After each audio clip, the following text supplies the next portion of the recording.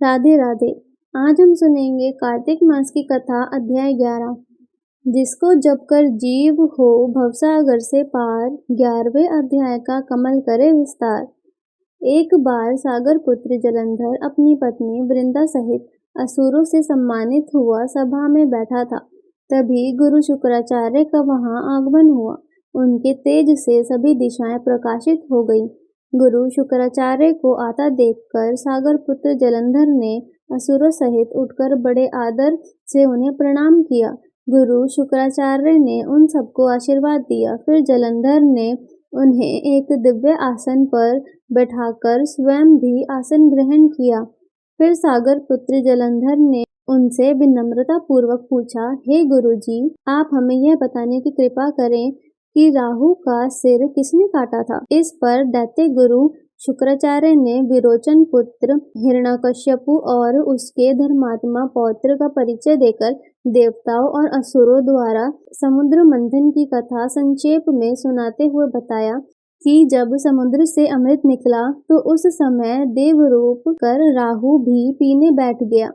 इस पर इंद्र के पक्षपाती भगवान विष्णु ने राहु का सिर काट डाला। अपने गुरु के मुख से इस प्रकार के वचन सुनकर जलंधर के क्रोध की सीमा न रही। उसके नेत्र लाल हो गए। फिर उसने अपने धस्मर नामक दूत को बुलाया और उसे शुक्राचार्य द्वारा सुनाया गया वृतांत सुनाया। तत्पश्चात उसने धस्मर को आज्ञा दी कि तुम शीघ्र ही इंद्रपुरी में जाकर इंद्र को मेरी शरण में ले आओ। धस्मर जलंधर का बहुत आज्ञाकारी एवं निपुण दूत था। वह जल्द ही इंद्र की सुधर्मा नामक सभा में जा पहुंचा और जलंधर के शब्दों में इंद्र से बोला, हे देवता धाम, तुमने समुद्र का मंथन क्यों किया और मेरे पिता के समस्त रत्नों को क्यों ले लिया? ऐसा करके तुमने अच्छा नहीं किया।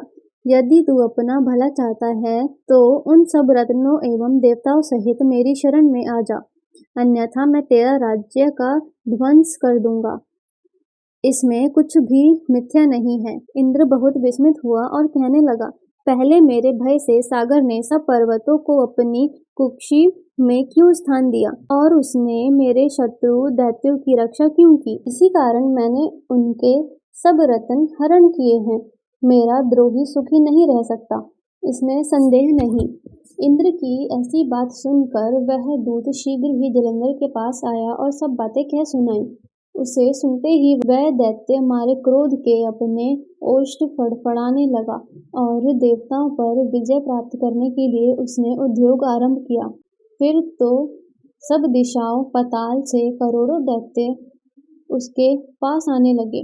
शुंभ निशुंभ आदि करोड़ों सेनापतियों के साथ जलंधर इंद्र से युद्ध करने लगा। शीघ्र ही इंद्र ने नंदनवन में उसने अपनी सेना उतार दी। वीरों की शंख ध्वनि और गर्जना से इंद्रपुरी गूंज उठी। अमरावती छोड़ देवता उससे युद्ध करने चले। भयानक मारकाट हुई। असुरों के गुरु आचार्य शुक्र अपनी मृत संजीवनी विधा से और देव गुरु बृहस्पति द्रोणागिरी से औषधि लाकर जगाते रहे। इस पर जलंधर ने क्रुद्ध होकर कहा कि मेरे हाथ से मरे हुए देवता जी कैसे जाते हैं? जिलाने वाली विधा तो आपके पास है। तत्पश्चात यह सागर पुत्र युद्ध भूमि में आकर बड़े तीव्र गति से देवताओं का संहार करने लगा।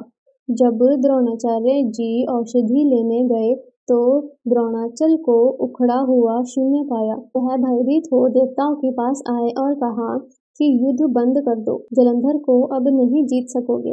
पहले इंद्र ने शिवजी का अपमान किया था। यह सुन देवता युद्ध में जय की आशा त्याग कर इधर उधर भाग गए। सिंधु सूत निर्भय हो अमरावती में घुस गया। इंद्र आदि सब देवताओं ने गुफाओं में शरण ली। हे कार्तिक महाराज, इस कहानी को सुनते सभी भक्तों पर अपनी कृपा बरसाना। जय कार्तिक महाराज। राधे राधे।